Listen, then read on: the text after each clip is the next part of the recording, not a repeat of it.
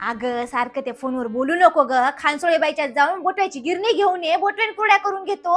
आणि तू लग्न झाल्याने बोटवेन कुरड्या करणार काय ना मग 1 वर्ष आणि आबाळ एक निसता सत्वाले असं. आई महिन्यावर मग लग्न येऊन टेकले, मला असं तोंडवरी करून हिंडायला बरं वाट नाही. त्या टापऱ्याला वाटला काही करा ग, माहिती लेकरं तर एक काही कामाचं नव्हतं. आणि आई लग्नात संगीतवाले आणि अँकर लावलेत की नाही? हो लावलेत की. पाराकडचं भजनी मंडळ लावलंय आणि ते कोपणवाला बाबू आणि ते लग्नाचे सगळे अनाउन्समेंट करणार आहे. सगळे माझ्यावर हसतात, मी लग्नच करणार आहे.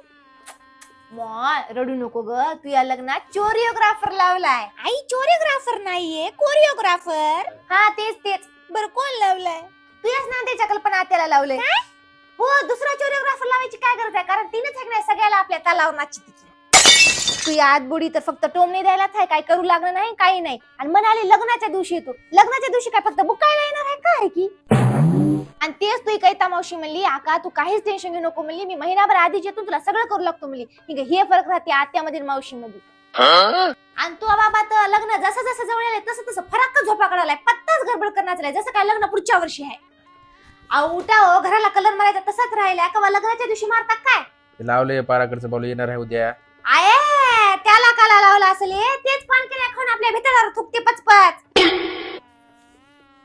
अगं जाय ग काटे, पुरण घालून स्वयंपाक करून बघ. उद्या येणार सासू म्हणजे ती मायना काय शिकेले, मया नावानं ठणठण बोंबलती. हो ग माय शिकते. आणि जाय मोले डोसको दुखालाय, जरासा चहाचा घोट कर. आई चहाच्या किती शिट्ट्या होऊ देऊ ये? आये इथं लग्न होईना ए बाई, झालं तरी पोरगी नाना.